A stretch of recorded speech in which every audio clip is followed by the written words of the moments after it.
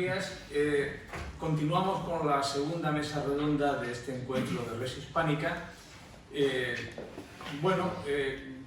Por razones obvias, Xavier Rodríguez Franco va a hablar desde Texas. Entonces vamos a cambiar un poco el orden de intervenciones, porque él tenía que haber intervenido esta tarde, pero por razones de streaming pues va a actuar en esta mesa sobre vieja y nueva hispanidad.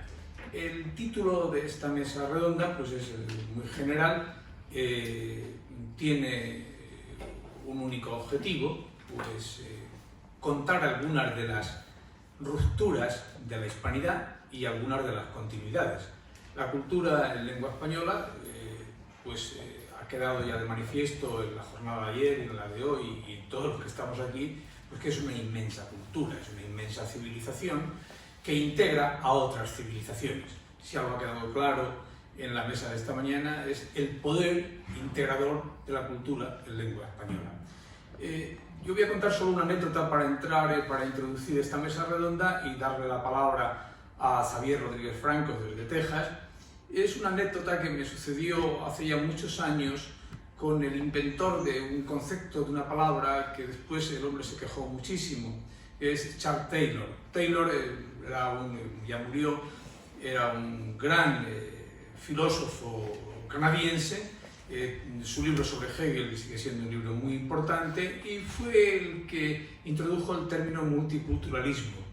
Entonces yo trabajaba con Habermas y con él comía pues todas las semanas con Taylor, ¿no? Que coincidí durante 6 meses.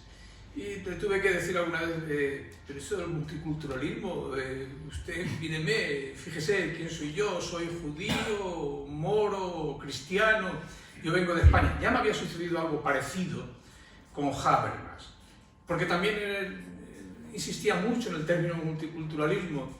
Claro, el hombre tuvo que reconocerme, pues mire usted, yo inventé esto para que los canadienses, o sea, la parte francófona y la sajona, pues pudiéramos convivir, pero en realidad esto lo están tomando como que si todas las culturas pues fueran iguales. Y todas las culturas no solamente no son iguales, sino que cada cultura trata de integrar a otra cultura.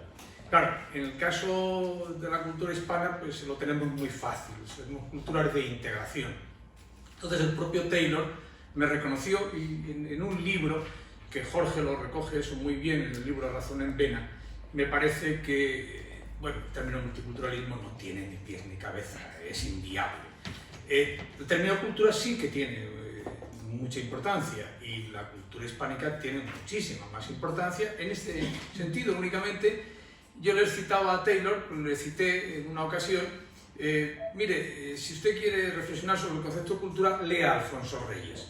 Podría haberle dicho lea a Vasconcelos, podría haberle dicho lea a Ortega, lea a Menéndez Pelayo, pero era igual. Alfonso Reyes es seguramente, junto con algunos venezolanos, incluido Mariano Picón Salas, pues los grandes autores que han pensado qué sentido tiene la cultura, el término cultura y la cultura hispana. Entonces yo creo que es una de las grandes cualidades que tiene la cultura en lengua española. La capacidad de integrar otras culturas, de universalizar otras culturas. Si la cultura desaparece, ese elemento de universalización, desaparece la cultura, porque entonces las culturas pues quedan reducidas pues como si fueran piedras, ¿no? Entonces no. Decía María Zambrano que la calidad de una cultura depende de la calidad de sus dioses. Y ateos, agnósticos, etcétera, pero el dios cristiano no tiene que ver nada. El dios de la cultura hispana no tiene que ver nada con los dioses que puedan tener culturas primitivas. Digo esto para decir que es vieja y nueva hispanidad. Bueno, yo creo que sí tenemos la obligación, todos los que nos dedicamos a escribir, pues pensar no solamente la continuidad de nuestra cultura, sino pensar también la ruptura, las discontinuidades, que son muy importantes. En la introducción de esta mesa pues me decía Emilio Acosta, oye, es que entender por esto, pues lo que te dé la gana. Entonces le he citado unos cuantos autores porque él es de origen venezolano y ya los he vuelto a citar aquí, o hispano-venezolano. Canario, criado en Venezuela. Criado en Venezuela. Bueno, la idea es que se expresen con absoluta libertad los miembros de esta mesa, que yo pasaré después a presentar, sobre qué entienden ellos hoy. Hombre, nos interesa, la historia no es el conocimiento del pasado, la historia es una afirmación ontológica de cada uno de nosotros que tratamos de vincular el pasado, el presente y el futuro. Entonces la idea en una mesa redonda es que cada uno de los que intervengamos, yo ya me callo porque he hablado demasiado, pues es que nos cuenten pues, cómo ven ellos esa conexión entre pasado, presente y futuro, que eso es la genuina historia, ¿no?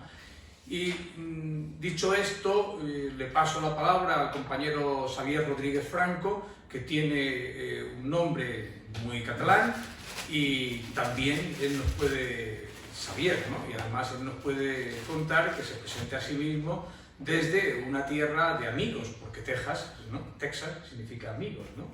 Entonces, querido Xavier, desde San Lorenzo del Escorial, una cultura como es la hispánica, donde el centro, que en estos momentos eres tú y nosotros somos la periferia, que esta es la gran cualidad de la cultura en lengua española.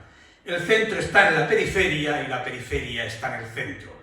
Se puede estar uno en Rosario y ser el centro de la cultura hispana. Se puede estar uno en Texas y ser el centro de la cultura hispana. Nosotros ahora mismo somos la periferia. Querido Javier, tienes la palabra. Adelante.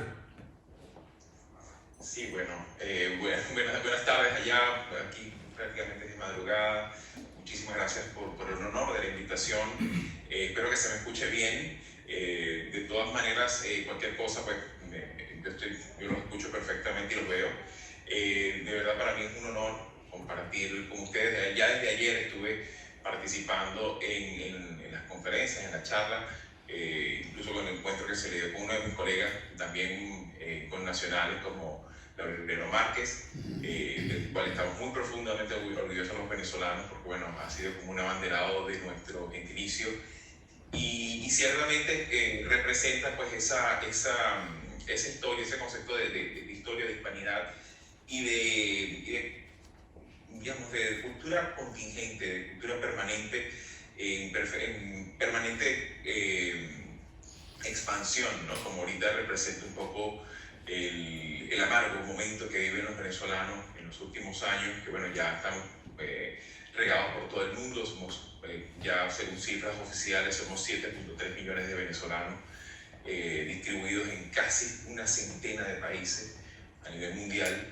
Y ciertamente, pues, nosotros en carnes propias estamos viviendo lo que en su momento pudo haberse vivido en aquellos años del siglo XVI, siglo XVII, de expansión, de diálogo contingente con civilizaciones preexistentes, precolombinas, y ciertamente con una clara intención de futuro de construir e integrar cosas nuevas, ¿no? Y creo que eso es un poco el tono de lo que yo quisiera hoy compartir. En mi rol, yo soy politólogo venezolano, bueno, hispano-venezolano, voy a enseñar, mi familia es de origen catalán, pero mi papá, mi familia paterna, es de origen guayú, tiene un origen Venezuela, que es la zona del Catatumbo que comparte con Colombia, la Guajira, y bueno, ciertamente pues representa de alguna forma mi familia un poco el testimonio de ese espíritu de integración, de contingencia histórica y ciertamente pues de esa hispanidad como sentido de familiaridad, como lo comentaba en un video muy corto que hice para colaborar con Red Hispánica en su construcción de su página y sobre todo de este canal, de esta iniciativa que tiene en redes sociales y principalmente en YouTube, ¿no? Así que bueno, yo encantado de estar con ustedes. Básicamente me gustaría, por otra parte, antes de entrar como en materia, me gustaría simplemente hacer una palabra, digamos, de reflexión. Hace pocos días pues, se ha suscitado en Ciudad Juárez una situación realmente dantesca, lamentable, con un grupo de migrantes que perdieron la vida. Se habla de 39, algunas otras cifras oficiales hablan de 40 muertos, fallecidos por un incendio en uno de los refugios. Y creo que esto debería llamar a la reflexión en todos los ámbitos, en todos los órdenes de nuestra sociedad, como un elemento en el que tenemos que revisar y examinar ese sentido de hispanidad como de flujos migratorios que se siguen dando dentro y fuera de nuestro hemisferio. La situación realmente es, incluso ha pasado ya varios días, y de alguna manera pues, nos preocupa muchísimo que no se siga dando este tipo de incidentes, pues no es el primero que ocurre con saldos mortales, sino que de alguna manera pues, la ciudadanía sigue estando en total desintonía, en total desamparo de políticas públicas. No tan solo, esto no es un problema exclusivo de un solo país, sino un problema que nos convoca a todos, Estado, ciudadanía, organizaciones no gubernamentales y sobre todo a los gobiernos de la región. En este sentido, pues, yo creo que este tipo de situaciones también, además del dolor que provocan para tantas familias, pues debería generar un sentido crítico y propositivo de cara al futuro, de qué es lo que sigue siendo para nosotros la hispanidad, y ese entendido sobre todo como ese diálogo contingente de integración cultural que debe seguir y que debemos de alguna manera preservar en la medida de lo posible, ¿no? Entendemos que digamos, la migración como un proceso también inevitable de la vida de sociedad, ciertamente no es sencillo de manejar, tiene muchísimas variables, muchísimos aspectos que están a la luz pública y otros que no tanto. Sin embargo, creo yo que este tipo de situaciones no debe ser normalizada, y creo yo que eso es mi primera reflexión al respecto, ¿no? Otra de las cosas que quería también compartir con todos ustedes, y de verdad, una vez más, honrado con la invitación, es ver la hispanidad también desde un estado que ciertamente pues, es inocultable la hispanidad en cada rincón, en cada ámbito de su ornato urbano, hasta en las pautas digamos, culturales con las que se maneja la gente. Es evidente el pasado hispánico en estas tierras, incluso a pesar de la fuerte politización que se le ha dado a lo estadounidense en Texas desde mediados del siglo XIX. Y ciertamente es muy llamativo también cómo de alguna manera ese temperamento tejano de alguna manera pues tiene muchísimas similitudes con el mundo rural de la América hispana, ¿no? En ese sentido, pues, cuando digo esto, no tan solo lo digo desde el punto de vista de pautas de integración o pautas de civilización, donde se vinculan aspectos que tienen que ver con la familia, con la cultura, sino también con la forma como organizan las ciudades, la forma de ir a Laredo, El Paso, entre otras ciudades, pues resulta muy llamativo que ahí en esas ciudades, a diferencia de Dallas, por ejemplo, o Houston, donde yo vivo, donde hay una ausencia muy notoria de lo que llamamos casco histórico, ¿no? O que pareciera como, a veces como un chiste ya gastado, ¿no? Que cuando uno va a una de estas ciudades, decirle al taxista que te manda que pase por el casco histórico, pues no sabría muy bien a qué se refiere, ¿no? Tendrías que decir algo así como downtown, algo como que represente el epicentro de la ciudad, ¿no? Pero de alguna manera me parece que eso es uno de los elementos más notorios y más agradables, porque uno de alguna manera siente la familiaridad, sobre todo también en la forma con la que entienden los mercados, los bulevares, plazas. Incluso aquí en San Antonio es muy famosa la semana, incluso alrededor de ella gira la celebración de la independencia de México. La alcaldía, por decirlo, del ayuntamiento de San Antonio, realiza una agenda muy intensa de actividades para celebrar la independencia de México y ver México en Estados Unidos.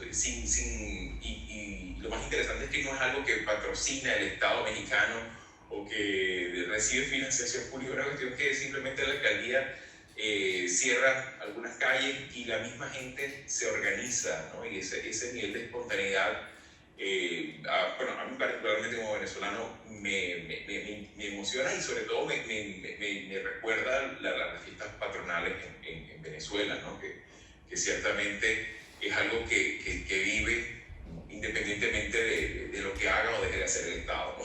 Y eso es algo que habla de un sustrato de socialización que está previo a la figura institucional, ¿no?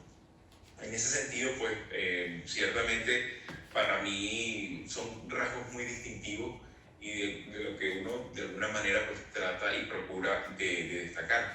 Y eso es una de las cosas que yo también, por lo menos en mi caso, para los que no me conocen, pues yo, además de politólogo, actualmente conduzco un podcast que se llama Mirada Semanal, en el cual semana a semana hacemos una revisión de las noticias políticas, económicas y sociales de la región. Y de alguna forma pues lo que buscamos es precisamente explicar, ¿no? Lo que ocurre tanto en español como en inglés, y en ese diálogo es habitual, ¿no? Conseguir muchas veces esa necesidad de entendernos, ¿no? De entender qué es lo que está ocurriendo, qué es lo que produce este fenómeno migratorio, qué es lo que produce estas crisis de la gobernabilidad democrática que, bueno, lamentablemente hemos visto que se han expandido en buena parte de los países de la región. Hace pocas semanas pues, se han publicado varios índices y lamentablemente Latinoamérica, si bien es un ámbito, digamos, es una subregión en la que hay muchos problemas no resueltos desde hace muchos años, ciertamente también es un espacio donde la propia democracia en sus formas pues, sigue sobreviviendo, sigue resistiendo en muchos ámbitos, ¿no? Y sobre todo también me resulta muy llamativo, por ejemplo, me gustaría traer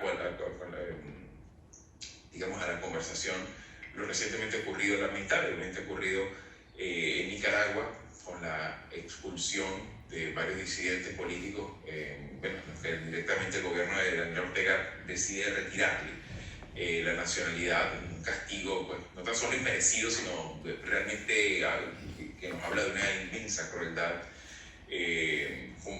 digamos, para un grupo de personas que bueno, inmediatamente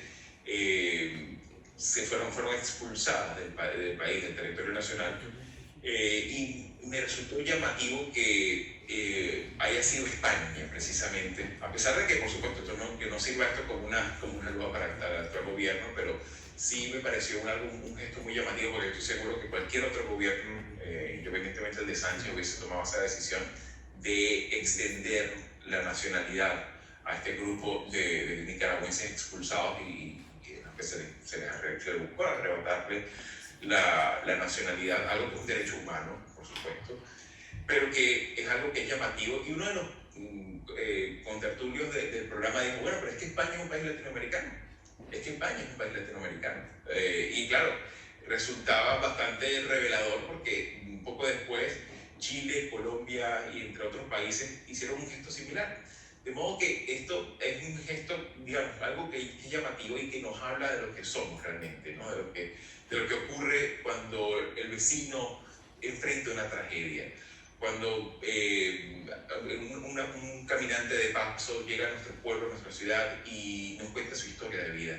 Esto es lo que somos, esto es la hispanidad, y en ese sentido pues yo quisiera finalizar mi intervención pues agradeciendo a este peregrino que ha pasado por su evento y que de alguna manera pues da fe y testimonio y busca la manera, por supuesto en la medida de mis posibilidades, de contribuir a ese diálogo del que hablaba Gabito Maestre hace unos minutos y que ciertamente nos convoca, nos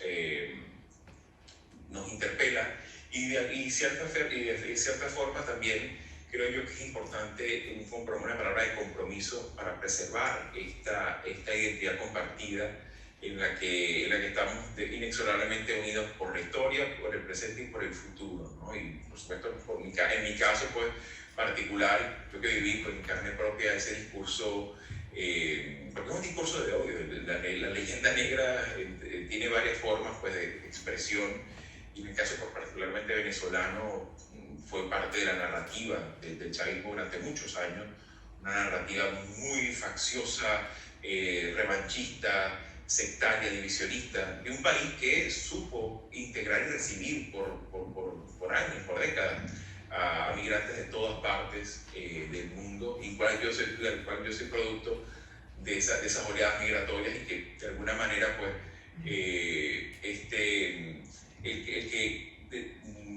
testimonios como por ejemplo el que ha planteado recientemente Laureano Márquez, por ejemplo, habla de ese gentilicio compartido que tenemos todos los que tuvimos la fortuna de nacer en este extremo del mundo, el extremo de Occidente, como también llamaban América Latina, y ser parte pues, de este vientre cultural que es la hispanidad. Así que bueno, yo lo dejo hasta aquí. Muchísimas gracias por la oportunidad y bueno, encantado de compartir con vosotros sus impresiones e inquietudes.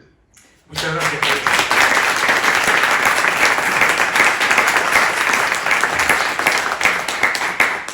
Muchas gracias, Javier, y hasta pronto.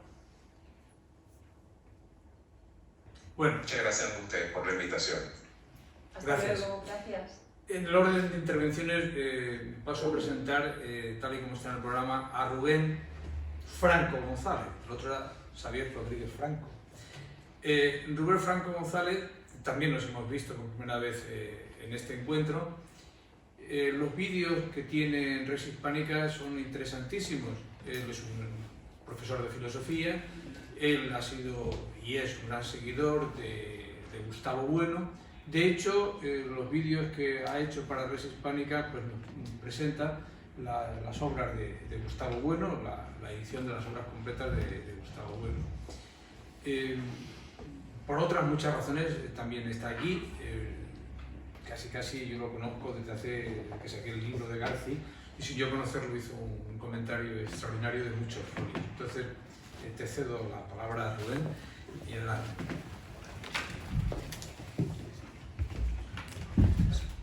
Bueno, pues nada, en primer lugar agradecer al sitio en el que estamos que nos haya acogido, y inmediatamente después, claro, acércate. Inmediatamente después a Agapito y a Res Hispánica en general, pues la amable invitación, que es un honor y un placer pues, pasar aquí unas jornadas y por mi parte, pues digamos, venir a escuchar a gente distinta y aprender, ¿no? También porque en Res Hispánica, con los casi 6 meses que lleva, y no voy a entrar aquí ahora en las estadísticas que hizo ayer José Luis, ¿no? Que le veía mientras venía del tren, pues hay distintas series y aunque son vídeos cortos, pues uno, aunque quisiera a veces haberlos visto todos, pues no es posible, ¿no? Claro, este rótulo, digamos, en los pocos minutos que tenemos de vieja y nueva hispanidad, ¿de qué se puede hablar? Pues me he hecho antes unas notas, ¿no? De qué podemos hacer aquí.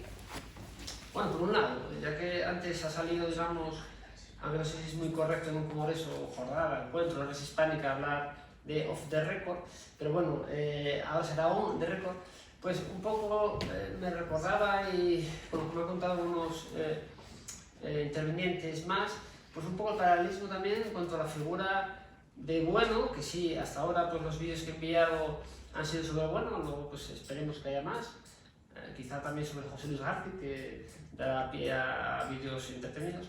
Pero digo, el paralelismo, creo, que no es aquí el objeto, pero simplemente por ponerlo aquí, entre la figura de Agapito profesor y Bueno profesor. Es decir, Bueno era alguien que, aunque se ganaron muchos detractores, pero apasionaba a sus alumnos por su forma, digamos, de su energía, su vitalidad, su gana de transmitir conocimientos, y se ganó también muchos seguidores, claro.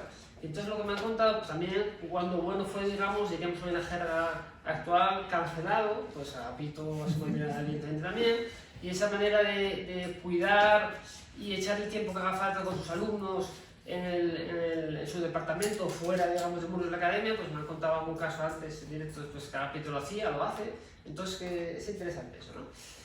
La hispanidad, pues esa vieja o nueva hispanidad, a mí, por ejemplo, me interesaba, al igual que muchos han contado antes, que gracias, por ejemplo, a Jorge Casismeiro, ¿no? y otros que se han interesado por figuras de la tradición hispánica o del pensamiento público español, pues se ha salido aquí citado, pues qué sé yo, pues Mariana, Padre Mariana, Molina, etcétera. Pues muchos que, digamos, estudiamos no directamente en la Universidad con Bueno, pues sí después gracias a la Fundación Gustavo Bueno pudimos, digamos, tratar pues con esa gente, pues como era Bueno, claro, un sabio, ¿no? Un hombre brillante, un heterodoxo también, hace un poco la alusión a esto. Y bueno, si algo, es verdad, si algo me sirve o me podría servir, entre comillas, presumir de haber estado cerca muchos años de Bueno, pues es para distinguir, cuando estás, se puede aprender de todas las personas, pero cuando estás cerca de gente que tiene algo que decir, que es muy competente o que son eminencias en sus campos respectivos, y para distinguirlo digo de cualquier chisgarabís o que sin haber hecho nada se cree que está, en fin, descubriendo Mediterráneos, ¿no? Entonces, la figura de interés, digamos, por el pensamiento público español, pues me llegó seguramente en gran medida pues, a través de ir leyendo a Bueno, porque te descubre como gran autor pues, a multitud de referencias de la tradición de España, de una erudición muy prolija y otras simplemente que por edad pues, no los conocías, ¿no? Y después, por poner un hito quizá que nos sirve también para poner algo más sobre la mesa, pues yo hice un trabajo en la carrera y luego dio lugar a la tesis doctoral por un test que tenía sobre el tema de España, problema de España, etc. Y Julián Marías, con su obra España Inteligible, que a su vez conectaba, claro, pues con Ortega y con todo ese mundo de la filosofía del siglo XX y tal, y demás, ¿no? Pues Marías, digamos, claro, fue alguien de los que arremetió contra la Edna Negra, que salió aquí esta mañana en 2 ocasiones, ahora mismo por el compañero Xavier, y aunque es verdad que se puede estar, alguno puede estar un poco hastiado quizá del boom, entre comillas, claro, de los, digamos, anti-negro legendarios, pero porque siguen existiendo los otros, ese es el asunto, ¿no? Entonces ha citado pues, el documental y luego el libro de López Linares, y seguramente las dos grandes figuras que son a nivel mediático y a nivel popular, digamos, Roca María y Marcelo Gullo, pero donde hay pues, otro montón de autores, ¿no? Por ejemplo, dentro de lo que sería la Escuela de Oviedo, cada cual, pues, en fin, pues, con discusiones, claro está, pues Iván Vélez publicó en 2014, cuando se cumplía el centenario de la obra de Juderías, en formato libro, pues, sobre la Edna Negra, el encuentro, o por ejemplo Pedro Ushua, que acaba de sacar otro libro ahora recientemente, donde pues, habrá que ver pues, si rectifica en algunos lugares o no, pues la obra fundacional, la gran obra para el tema de España y la hispanidad de Gustavo Bueno, que es España frente a Europa, ¿no? Del año 99. Y yo en la tesis doctoral lo que hacía era, basándome, digamos, en esa filosofía materialista expuesta por Bueno, pues trataba lo que había hecho Marías, no solo en España Inteligible, sino en otras muchas obras anteriores, por ejemplo, en la obra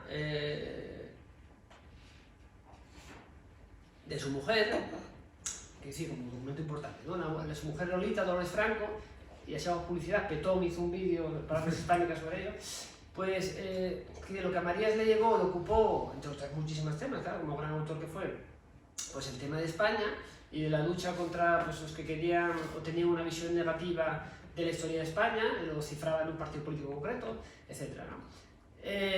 Pues digo, el tema de la hispanidad y cómo podemos hoy seguir siendo hispanos, qué significa esto culturalmente, así dicho rápidamente, pues significa muchos proyectos como los que aquí se reúnen de distintas tendencias, pero que desde el punto de vista de esas pestañas, como decía José Luis, o series, o secciones, como se quería llamar, ¿no? O rúbricas, de cine hispánico, literatura hispánica, poesía hispánica, teatro hispánico, danza hispánica, propuso alguien por ahí ayer, etc., ¿no?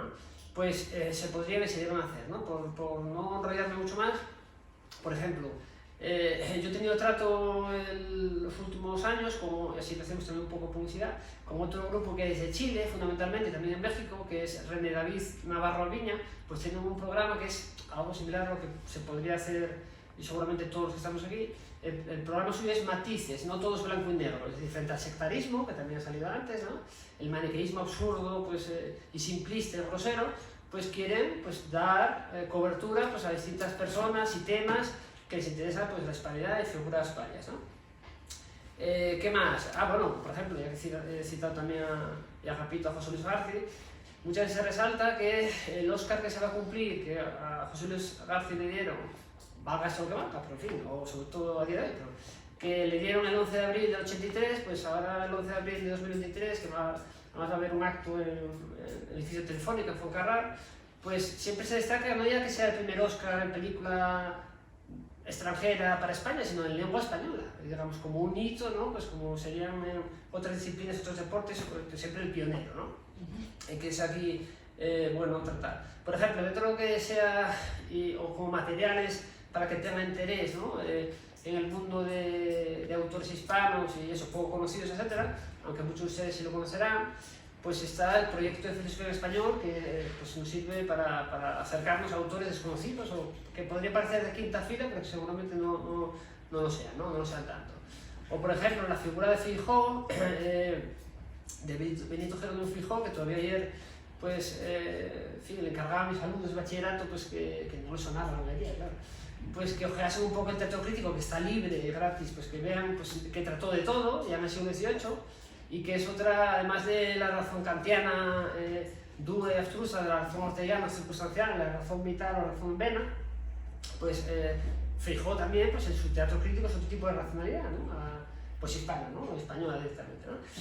Y nada, pues para no reírme mucho más, pues yo creo que, claro, la cuestión es qué tipo de unidad e identidad podría tener hoy día la hispanidad. Claro, aquí se ha desechado antes, creo que era Pedro de Tena, y seguramente pues, muchos se sumarán, claro, no pensando, no es una cuestión política, sino que simplemente pues, es pues, digamos, intelectual, no académica en el peor sentido, pero cultural, etc., ¿no? Pero ¿qué tipo de unidad e identidad ha tenido históricamente, pero hasta presente? Pues el mundo hispánico, ¿no? Y España como parte de ello. Es decir, ya que hablaba antes Agapito del centro es la periferia es el centro, María de alguna manera también nos decía que España sería una especie de suerte de Plaza Mayor, pero pues, si hubiese algún núcleo donde podría estar, en México, por ejemplo, como por cantidad populosa, o en ningún sitio, en todos a la vez, pues se cae, ¿no? No multicultural, pero sí de pluralismo cultural, digamos, dialéctico, ¿no? Que se enfrenta unas partes a otras. Y eso lleva a unidad, es decir, el tipo de unidad cuando se plantea políticamente, ¿no? Pues claro, ahí volvemos a lo de antes, la isla negras, donde cada país con su peculiaridad, pues Venezuela, Cuba, etcétera, Chile que ha salido, Argentina y demás, pues donde cada parte de la hispanidad, cada trozo o estroma de la hispanidad tiene sus dificultades, pues es muy difícil a veces, o quizás esa metaestructura sería eso, la cultural, y un proyecto a largo recorrido, quizás no tan corto como 10 años, que algún amigo sugería por la mañana, pero bueno, es una labor que aunque sea Sánchez Ortosa, ¿no? Va a ser un poco barrido casi, que decía que la labor docente o el proyecto como se ha ido limando en los últimos 40 años, pues que quizá, siendo muy pesimista o realista, no sé, que está perdido, pero que la labor hay que darla, ¿no? La labor quijotesca hay que darla. Entonces nada, que instituciones culturales como esta, diríamos, o intelectuales, pues son necesarias y hay que colaborar en ellos. Y porque claro, eso, esa unidad se da y luego la identidad, que por terminar ya, ¿no?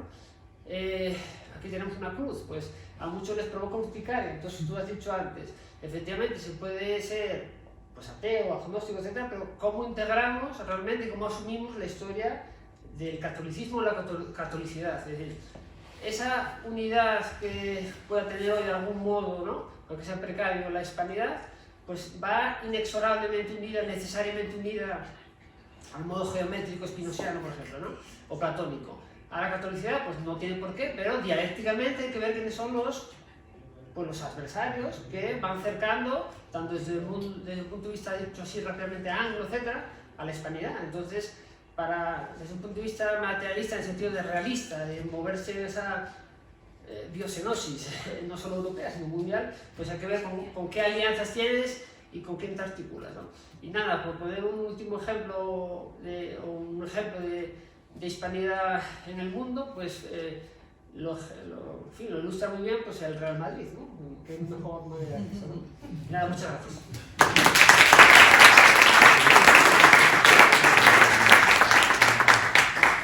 Muchas gracias, Rubén.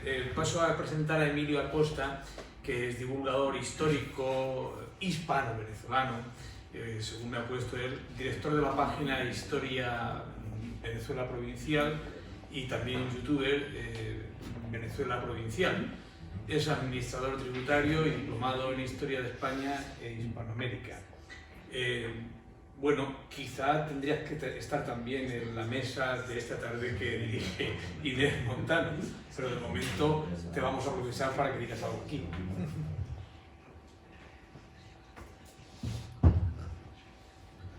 Vale, bueno, antes que nada, muchas gracias por la invitación, don Agapito, Inés Montano y todo el equipo de Res Hispánica, y bueno, también a todos los presentes el día de hoy, ¿no? Primero y principal, bueno, esta mesa redonda se trata de vieja hispanidad y nueva hispanidad, y hay que entender algo, que es la hispanidad, ¿no? Y la hispanidad no es otra cosa que la españolidad. ¿Y qué es la españolidad? Pues el idioma español como tal, ¿no? La lengua de Cervantes. Esto que me está en este momento haciendo comunicarme con vosotros el día de hoy, claro, con este acento caribeño, ¿no? Porque me crié en Venezuela. Yo viví 25 años en Venezuela, me crié allá, soy de la isla de Tenerife, aunque mi familia paterna es de Lanzarote y la materna es de Peninsular, de Extremadura, ¿no? Pero eso es la hispanidad, ¿no? El idioma español, más que todo, son 600 millones de hablantes en todo el mundo, en ambos lados del océano. Y no solamente el idioma, ¿no? Porque como dijo ayer don Laureano Márquez en su vídeo, ¿no? Que hoy estamos en este monasterio del Escorial, y también la espiritualidad, en cierto modo, ¿no? La cultura occidental se debe un poco al cristianismo, ¿no? Pero, ¿dónde comienza la hispanidad? Justamente en el otro lado del charco, con el descubrimiento de América, ¿no? Que aunque a algunos no les gusta esa definición, ¿no? Pero hay que decirlo, el resto del mundo supo de la existencia del continente americano gracias a ese acontecimiento llevado a cabo, ¿no? Por la corona de Castilla y liderado por Cristóbal Colón e Isabel la Católica, ¿no? Y fueron 300 años gestándose ese intercambio, porque a España también llegaron elementos muy importantes, porque recordemos, como dice mi gran amigo el historiador sevillano Antonio Moreno Ruiz, España adoptó muchas cosas de América. Recordémonos que la tortilla de patata lleva patata que viene del Perú, ¿no? El gazpacho también lleva tomate. El flamenco tiene muchos elementos de la música hispanoamericana, ¿no? Como la patanera, etc. El mismo tango, que tiene raíces como el mismo nombre lo indica, del África, ¿no? De esa esencia africana que también fue mezclada en el Nuevo Mundo, ¿no?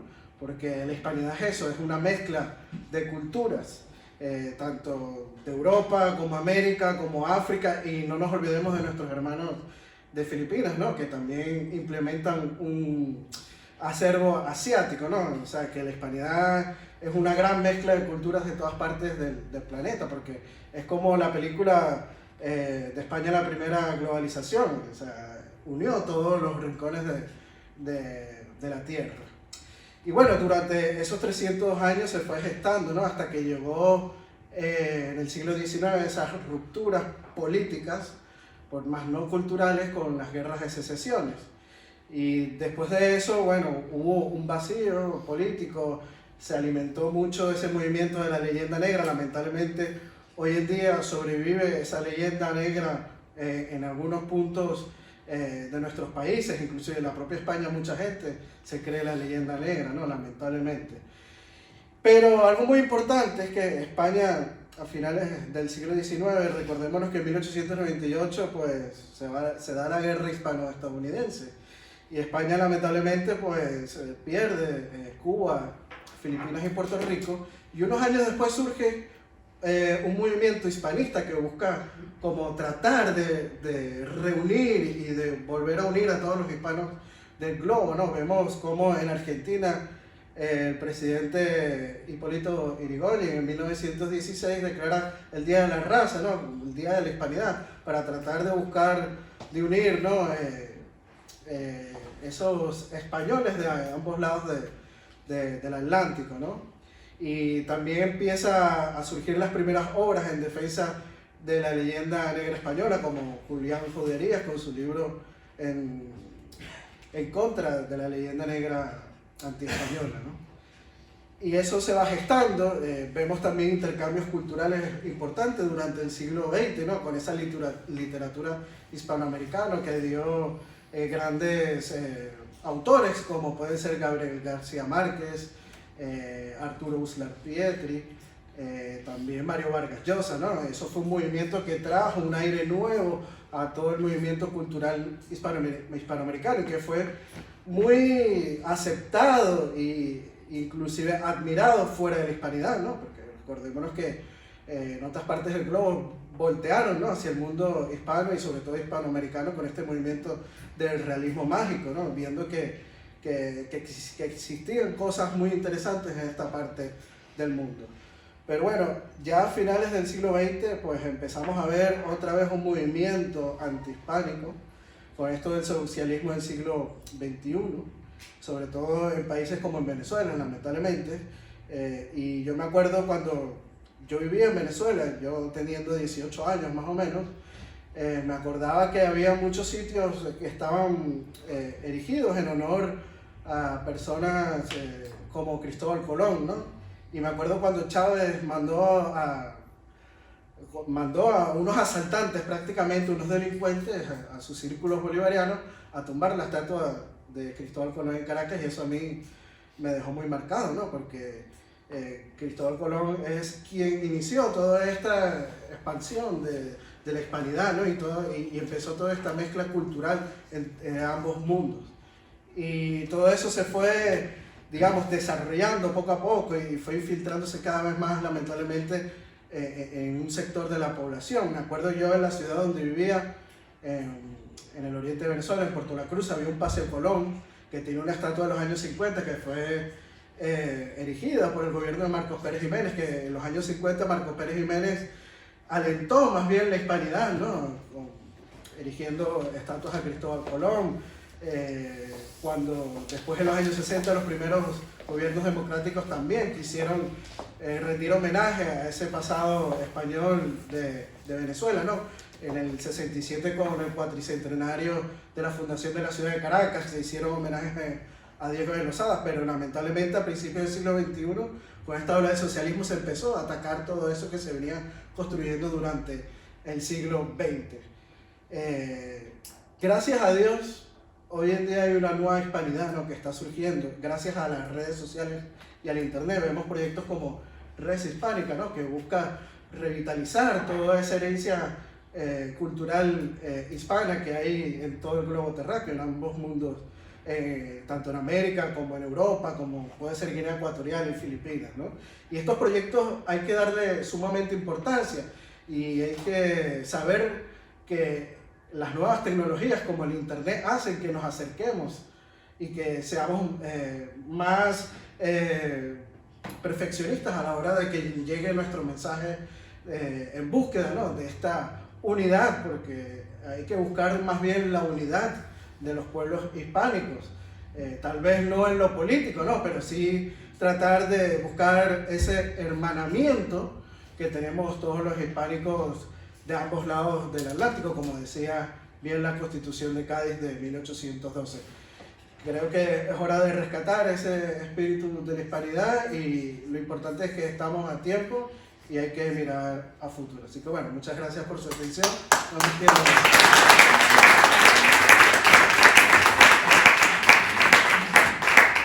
Muchísimas gracias, Emilio.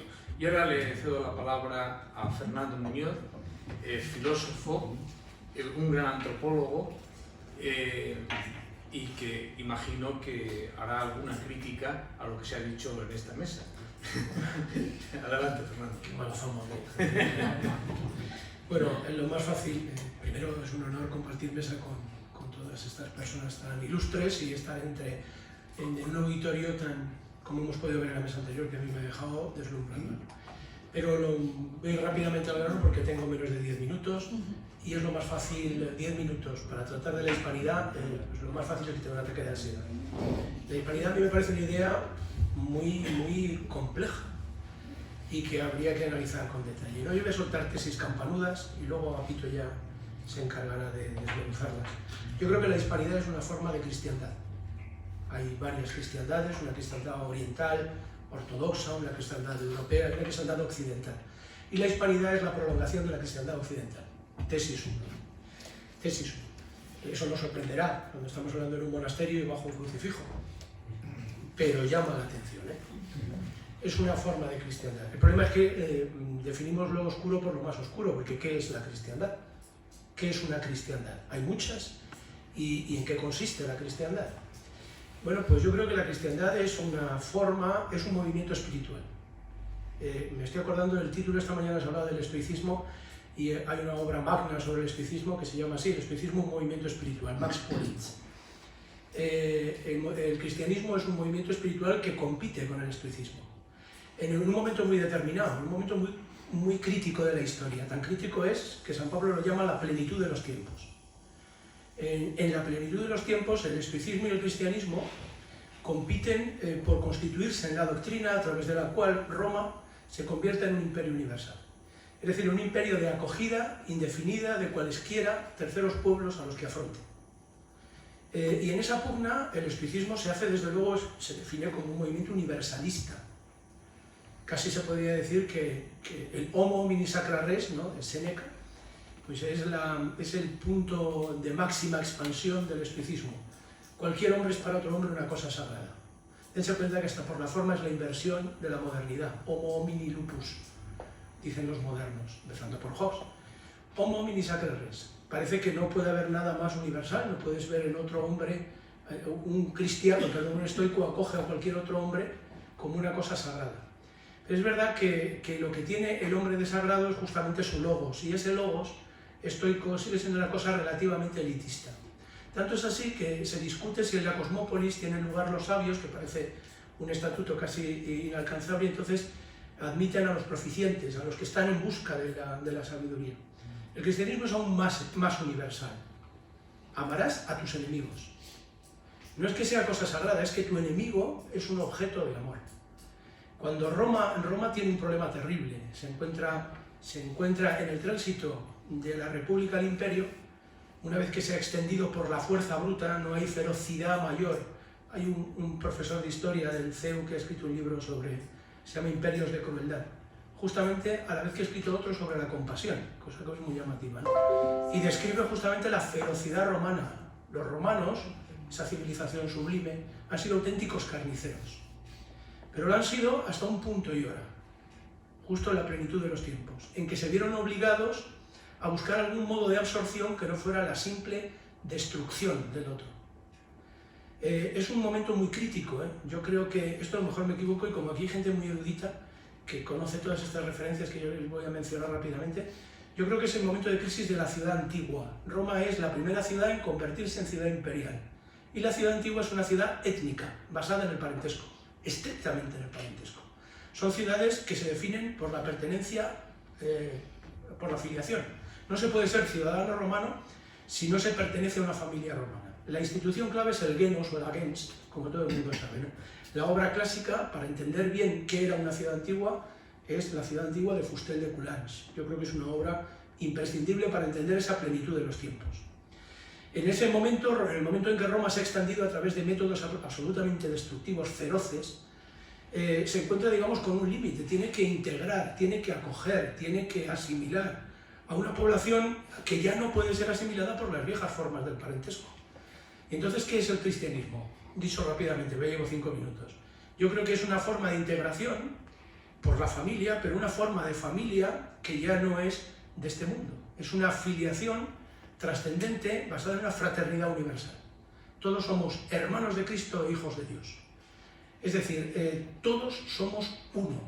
Es una integración mucho más potente que la integración política, mucho más importante que la pertenencia por ciudadanía al imperio. Los intentos de asimilación política, pues la Constitución Antoniana de Caracalla, llegan tarde. Todavía hoy en la Unión Europea, ¿no? Oigo que dicen, vamos a integrar a la población migrante político-económicamente, dándoles un trabajo y dándoles acceso al consumo, inmediatamente reconociendo a los ciudadanos alemanes o franceses. pero sabemos que eso no integra, sobre todo no integra a la población musulmana. Como decía don Gustavo, los musulmanes no son solubles en agua bendita. ¿Y qué significa esto? Sencillamente que no se integran antropológicamente. Hay una forma de integración que el cristianismo ha promovido, y la hispanidad después, que es el bautismo. El bautismo es, dice Octavio Paz, la llave de ingreso en la cristiandad. Con el bautismo, pues todo el mundo conoce la anécdota, ¿no?, de Colón genovés, una tierra de banqueros, que viene con esclavos, puesto que no ha encontrado oro, y entonces pretende ofrecer a Isabel la Católica como negocio pues la explotación de aquellos indios que trae consigo. Isabel la Católica le pregunta si los ha bautizado, y los ha bautizado porque estaba obligado a hacerlo. En cada expedición tienen que ir los monjes, la función es evangelizar. Una vez que ha dicho que los ha bautizado, dice, pues entonces son súbditos míos a idéntico título que tú. Esta respuesta es definitiva, yo creo. No se trata de integrar político-económicamente, sino antropológicamente. Todos habrán visto esa película muy vieja de Spencer Tracy y Katharine Hepburn, ¿no? Adivina quién viene a cenar esta noche. La progresía en general es muy integradora, hasta que tu hija dice que se va a casar con un musulmán. Quien viene a cenar en aquella película es un hombre negro. Y entonces hay cierta fricción entre este universalismo abstracto que acoge en abstracto. Hay que acoger en concreto. ¿Y por qué es inmiscible en agua bendita un musulmán? Pues porque no acepta, digamos, el mínimo antropológico del convivium y del connubium. Ni comemos lo mismo, ni formamos las mismas estructuras de parentesco. La gran objeción contra el Islam es que son polígamos. 4 mujeres. Esto puede parecer... ¿qué es lo que no respeta el Imperio Español en América? No respeta ni la antropofagia ni el incesto. Todo lo demás sí. El Nahual tiene un diccionario, una gramática y un diccionario casi un siglo antes de que exista una gramática inglesa. El Nahual es perfectamente bienvenido, perfectamente acogido. Por tanto, yo creo que más allá de la lengua, y con esto acabo, yo creo que el hispanismo es quizá, o la hispanidad es la forma a la defensiva de la cristiandad occidental en el momento en que el Imperio Español, que había sido la plataforma que había soportado la expansión de la cristiandad fuera de Europa, entra en crisis. Entra en crisis porque encuentra un límite de expansión ante una potencia que no tiene esos reparos antropológicos. Es decir, para el inglés hay un texto de Francisco Ayala en su Tratado de Sociología que, si yo vas a ver que voy a hablar de esto, me hubiera traído, ¿no? Pero como me he enterado casi súbitamente, pues... yo creo que, dicho esto, ¿no?, rápidamente, y termino, entre los anglosajones empieza a haber... Estaba leyendo ahora, yo no me dedico a la historia, pero estaba leyendo a un periodista que escribe muy bien, en el sentido de muy claro, que estos americanos que tienen un estilo divulgativo tan fácil de leer, ¿no? Se llama Johann Hari, es un bestseller internacional. Y este librito se llama Conexiones perdidas, causas reales y soluciones inesperadas para la depresión.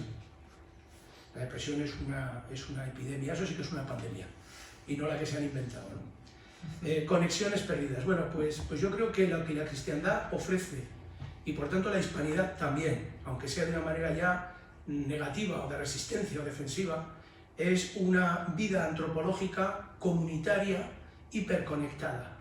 Es decir, es la vida en común.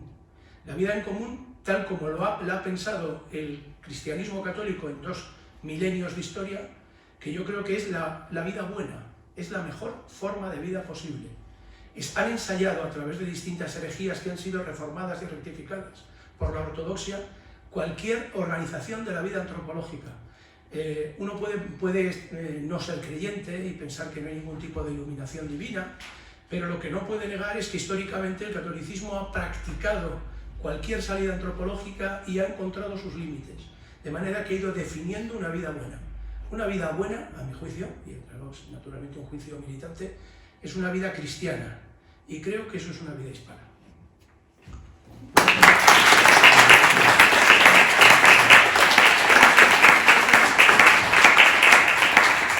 Muchas gracias, Fernando, por primera vez no te haré cuestiones. Voy a presentar a Miguel Galanes. Él es un magnífico ensayista, un magnífico novelista y sobre todo poeta.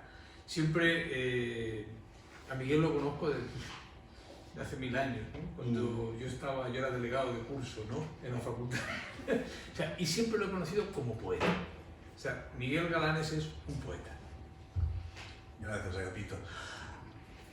Ya buenas tardes, las horas que son. Es verdad, nos conocimos en el primer curso de la universidad, cuando se hacían los comunes, acuérdate, él bifurcó por la filosofía pura y yo me fui por la literatura hispánica, y nos hemos encontrado y reencontrado muchas veces. Pero bueno, te quiero agradecer a ti, junto con José Luis Roldán, contigo, la doctora Mellano, y la invitación. Y también me estoy dando cuenta, con lo que hemos estado participando, que aquí estamos, todos sabemos por qué estamos aquí, y es verdad. Y lo estoy comprobando en la forma de actuación, en la forma de hablar, de encontrarnos. Todos sabemos lo que queremos, y está clarísimo. Y eso es lo que nos unifica y lo que yo creo que es Res Hispánica. Bien, una vez dicho eso, yo sé que un poeta es muy difícil de ubicar. Platón ya le había pegado una pata en el culo, le había echado de la República. Es muy difícil y muy difícil, no es ubicable. Pero yo, para meterme, escabullirme, no solamente me voy a poner como poeta, sino también como docente, que toda mi vida la he dedicado a la enseñanza. Y por eso también me permito el poder participar con vosotros. El tema central era sobre ruptura o continuidad de la hispanidad. Yo lo tengo muy claro. Yo tengo muy claro que la ruptura yo no la concibo en la hispanidad.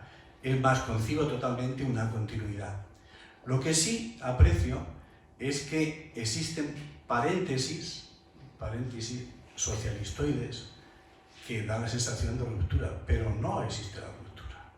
Y de hecho, la ruptura en el caso, me voy a tener lo mío, de la poesía hispana, pues nos remontamos desde la poesía gauchesca, que mejor la retoma es, por no salirme de América, la Argentina, Borges, no digamos de Sor Juana Inés de la Cruz, no digamos de Octavio Paz, no digamos de Pablo Neruda. O sea, todo eso es continuidad, continuidad y continuidad. Y eso me lleva a lo siguiente, me retrotraigo un poco, y recordarlo porque todos lo sabemos, aquellas discusiones y aquellas polémicas entre europeización de España o españolización de Europa. Pues yo no digo eso, yo digo hispanización del mundo. O sea que esa continuidad la proyecto en ese sentido. Tengo fe en ello porque la gran diversidad que admite la hispanidad, la gran diversidad que admite, y el que tiene estas ideas, que no es ideología, va de continuo, y esos paréntesis que de eso se alimentan, socialistoides, que digo, van a existir siempre, unas veces con más intensidad, otras veces con menos, y eso es en lo que él aludía, y muy bien aludido, a que tenemos que conocer al enemigo. ¿Por qué no conocer al enemigo? Si ellos nos toman también como enemigos, pues por supuesto que sí. Ahora, ¿machacarlos? No. Intentar subsumirlos. Algunos es imposible subsumirlos, ya lo sabemos, también lo ha dicho él. El Islam es imposible, pero bueno, no vamos a dejar de intentarlo. El cristianismo no ha dejado de intentarlo, y el concepto de hispanidad tampoco ha dejado de intentarlo. Esto es muy a grosso modo, de alguna manera, integrar lo que yo he estado aquí oyendo, lo que oigo en los pasillos y lo que percibo en ese sentido común que está aquí, y que no solamente está aquí, sino que empiezas a rascar en las personas y lo encuentras. Eso por una parte. Luego, después, ya que he aludido a Agapito, a mi obra poética, efectivamente, yo siempre me he manifestado como poeta. Tengo publicadas 5 trilogías, que los títulos son La vida errante, de búsqueda, que también se ha aludido aquí, La vida errante, La vida inútil, La vida de nadie, La vida ante todo, y la última trilogía es La vida a contratiempo. Estamos viviendo a contratiempo, pero estamos viviendo. Y ese vivir a contratiempo nos da fuerza, y que lo vuelvo a repetir, para combatir al enemigo, para plantear nuestros postulados académicos, universitarios, de bachiller y de todo lo que se ponga, y esa es nuestra labor, esa es nuestra continuidad. No me gusta el tono que estoy tomando, de dar así cosas que hay que hacer, no, cada uno lo sabéis, y ya lo sabéis. Bien, pues esas 5 trilogías nacen, lo primero que publiqué fue en Inconexiones, precisamente, el primer libro de la primera trilogía, en el 79, no voy a enumerar los otros, pero en el 1982 me aventuré a publicar un ensayo en Cultura Hispánica, Instituto de Cultura Hispánica, que me costó mil llantos por las consecuencias, y mil llantos por las consecuencias que tuve en la Biblioteca Nacional, porque me dijeron que la impartiera allí, que se llamaba Ética y Estética de la Joven Poesía Española, 1982. ¿Qué era eso? Precisamente era lo que ayer escuchamos, también era venezolana ella, Laura, me parece que se llamaba ayer, la más joven de todo lo que estamos aquí. La importancia que esa fuerza nos van a dar las raíces.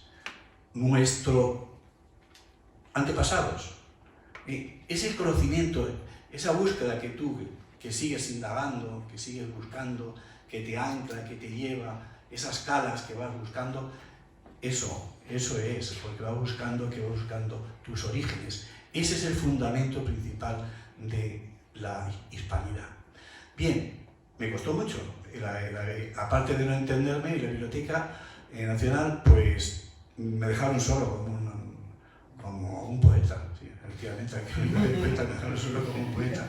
Pero bueno, luego después, curiosamente, se ha producido todo lo que dije yo entonces, se publicaron, y precisamente el tema iba en este sentido. Se llama Últimas tendencias de la joven poesía española, 2 puntos que no lo he dicho, el culturalismo y el sensismo. No tengo nada contra el culturalismo, en absoluto. Fue la generación anterior nuestra, pero había una dispersión indefinida por el afán de la cultura por la cultura, epatar por epatar, y sin embargo, entre nosotros, en el Café Gijón, junto con eso que estáis hablando, esas tertulias de García Nieto, de Vicente, iba a decir Vicente, de Gerardo Diego y demás, ahí surgió un movimiento que yo llamé el sensismo. ¿Qué es lo del sensismo? No lo digo como movimiento en sí, sino por lo que significaba. Por volver a lo que os he dicho anteriormente, al tema de las raíces. Ahí, ¿por qué no se podía utilizar en un poema? Esta tarde he estado tomando un café, un té, con una amiga. Esto por decir algo, no me acuerdo qué ejemplo hubo entonces. Ya, termino ya. Eso era muy importante, a eso me refería. Quería volver a los orígenes y quería implantar lo que es lo nuestro, la hispanidad y en este caso también, como han dicho antes, la españolización que representa bien la hispanidad. Y nada más, agradeceros vuestra asistencia y reitero mi agradecimiento a Pico y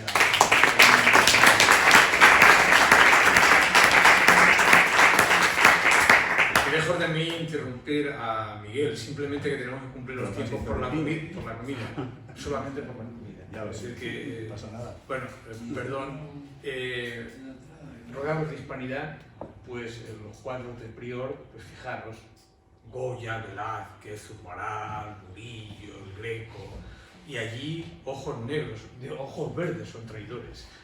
Paso a presentar a José Manuel Cruz, todo un hallazgo intelectual y humano. Poeta, un gran poeta, Clausuras, Tierra sin nombre, economista y sobre todo uno de los tipos que mejores vídeos tenemos en Res Hispánica, sobre todo por su vinculación entre el cine y la literatura, que me interesa. Y reitero de nuevo la intervención que he hecho a Miguel. Por eso somos amigos de mucho tiempo. Ahí hay que encenderlo, ¿no? Sí, para que ahora, ya está. Ya, muy bien. Bueno, respecto a lo que dice Miguel de los poetas, pues hay una frase del Esperando a Godot de Beckett, ¿no? Recordemos unos mendigos y uno le pregunta a otro en un momento de la obra, ¿al final fuiste poeta? Y le responde, ¿es que acaso no me ven? O sea, esto con eso ya yo creo que es un poco ilustrativo de lo que estamos hablando. Cuando me incluyó Agapito en una mesa que se llamaba Vieja y Nueva Hispanidad, pues me quedé desconcertado, ¿no? Digo, bueno, ¿de qué puedo hablar? ¿De qué realmente quiere Agapito que yo hable? Yo creo que mi planteamiento inicial es que los hechos son siempre lo mismo, es decir, la hispanidad es siempre la misma, pero nuestra percepción sobre la hispanidad varía. Y yo creo que hay un periodo de tiempo que va de 1992 a 2012, es un periodo de 20 años, y en donde esa percepción sobre la hispanidad experimenta un gran cambio. He elegido esta fecha no de forma aleatoria o caprichosa. El 92 es el quinto centenario del descubrimiento de América. Se prometen, en él hay grande esperanza de prosperidad, de mayor libertad, de mayor progreso. Y cuando vamos 20 años después, en 2012, yo creo que toda esa esperanza pues, no existían ya, no solo en España, sino en gran parte del ámbito hispanoamericano.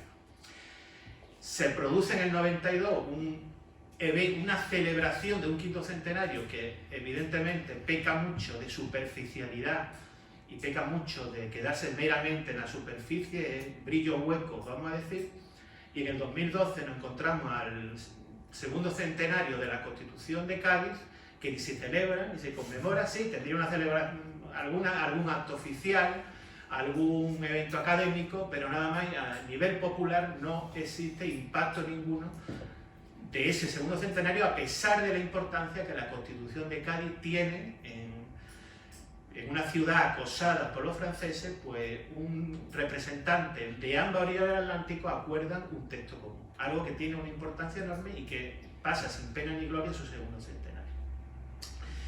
Pero en medio de esas dos fechas pasan muchas cosas. Pasa algo que ya ha comentado José Sánchez Tortosa, como el desplome de nuestro sistema educativo.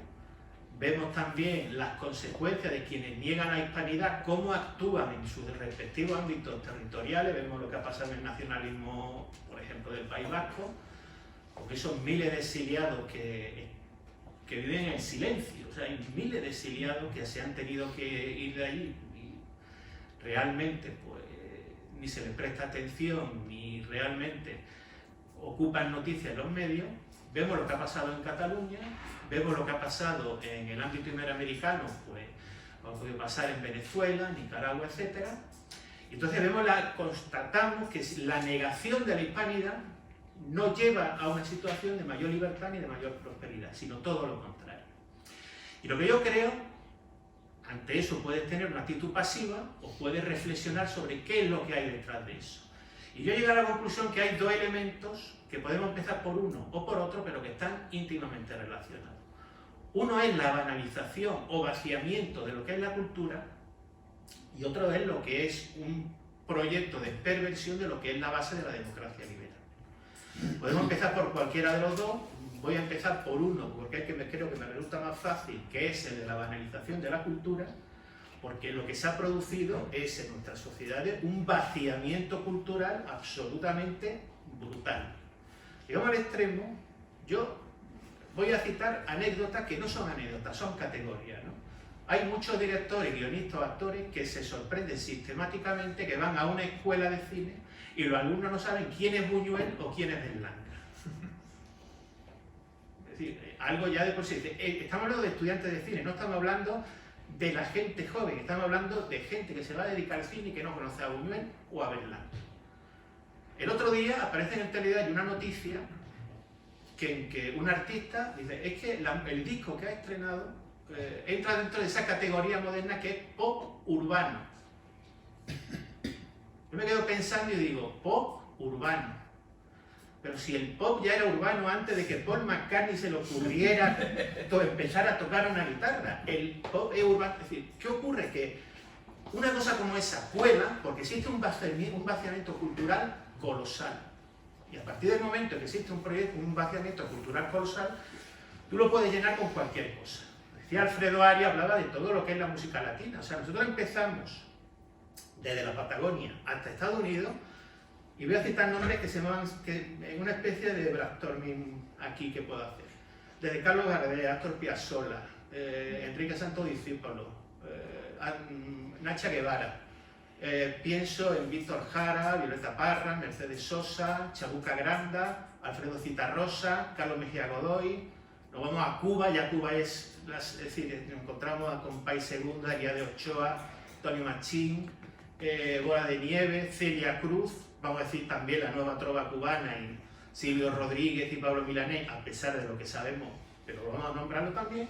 Nos vamos a Estados Unidos, por ejemplo, a Trini López, Richie Valens, o nos vamos, por ejemplo, a Gloria Estefan, por conectar con el presente, casi con el presente. Pues ahora resulta que la música latina es reggaetón.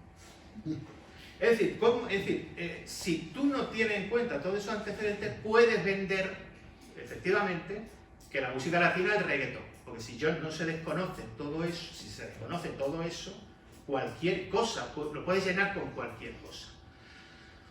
Evidentemente, ese vaciamiento que se produce en el aspecto cultural se produce en otro elemento ideológico y se habla de multiculturalismo, y yo lo que creo que no es que haya multiculturalismo, hay puro y simple aculturalismo. Y lo llenas pues como tú quieras, ya a partir de ahí, y ahí entro en lo que es la parte más de perversión de la democracia liberal.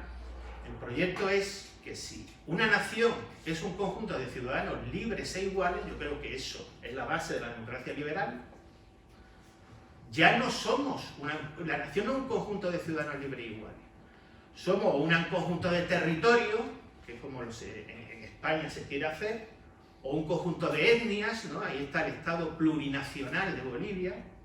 O ya en la práctica, a nivel general, pues lo que tenemos es que la sociedad está formada no por un conjunto, la nación no es un conjunto de ciudadanos libres e iguales, sino lo que tenemos es un conjunto de grupos sociales. Esto lo explica muy bien, hay una película del hermano de Ridley Scott, el hermano que se suicidó, Tony Scott, del año 2005, que se llama Domino.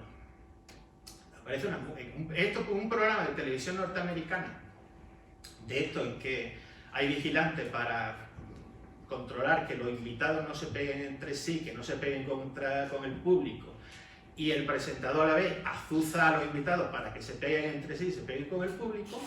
Pues aparece una mujer de raza negra, que aparece con un cuadro muy detallado y explica: yo es que soy latinegra, porque no sé cuál era la combinación, pero para que no entendamos, mi padre era latino, mi madre era negra, entonces yo soy latinegra. Se levanta la mano una mujer del público y dice: bueno, pero es que mi padre era chino. Y dice: claro que tú eres chinegra, mira, aquí está. Una sociedad perfecta, compartimentada, en donde esto es como la canción de No me pises que llevo chancla, ¿no? ¿Y tú de quién eres? Tú ya no eres un ciudadano, tú a ver a qué grupo perteneces, y a partir de ahí, pues, evidentemente, ¿qué ocurre? Pues que somos fácilmente manejables por el poder. Es decir, ya no tenemos un lazo común. Esto remite mucho a un experimento que se hizo en Estados Unidos, por supuesto, que es de donde vienen muchas de estas cosas. Era un campamento juvenil, y entonces repartieron a los que iban a participar en ese campamento juvenil en 2 autobuses. Por reparto puramente aleatorio. Llegaron los autobuses por separado, y a partir de ese momento los 2 grupos, comían por separado, hacían actividades por separado, y a ver qué pasaba. Bueno, pues lo que pasó es que empezaron a generar enfrentamientos entre ellos y tuvieron que paralizar el experimento porque casi se iban a matar los jóvenes entre sí. Nuestras sociedades hoy día se están convirtiendo en eso. Es decir, muchas de las medidas que se están adoptando, muchos de los mensajes que se están adoptando, muchas de las polémicas son autobuses en los cuales nosotros nos introducimos y acabamos por motivos artificiales enfrentados unos con otros. Es decir, se niega la base común y a partir de ahí pues ya nos podemos enfrentar porque nos caracterizamos no por tener una cultura común, sino porque nos adscribimos a un grupo concreto. Un grupo definido un poco aleatoriamente, caprichosamente y arbitrariamente. Entonces, yo creo, y ojo, esto no es solamente algo que afecta a la hispanidad. Ahí está, por ejemplo, el proyecto 1619 del New York Times, que niega que Estados Unidos se creara realmente en 1776, que va en el mismo tenor. Es negar que existe una raíz común, que tenemos algo que nos une y que está por encima de una serie de diferencias que son pues, de carácter secundario. Entonces, lo que lleva a eso es que el intentar profundizar en la hispanidad es una resistencia contra ese vaciamiento cultural y contra ese proyecto que al final lo que nos niega es nuestra condición de ciudadanos. Yo vivo en Málaga, en la Plaza de la Merced hay un obelisco, Plaza de la Merced es un sitio emblemático, está la casa natal de Picasso, que no es donde está el museo Casa Natal, está en otro sitio, pero vamos, está la casa natal y está la estatua de Picasso, y hay un obelisco dedicado al general Torrijos. Recordemos que se sublevó contra Fernando VII y fue fusilado con todos sus seguidores en la Plaza de San Andrés, y ahí están los restos. Y hay una placa en ese obelisco que dice: a la vista de este ejemplo, ciudadanos, antes morir que consentir tirarnos. Y yo creo que esa búsqueda de la hispanidad, esa búsqueda de lo que nos une, es la actualización a día de hoy de esa placa. El descubrir lo que nos quieren ocultar para resistirnos a un proyecto que yo creo que no trae ni más libertad ni más prosperidad, y descubrir lo que todos tenemos en común y lo que a todos nos une. Muchas gracias.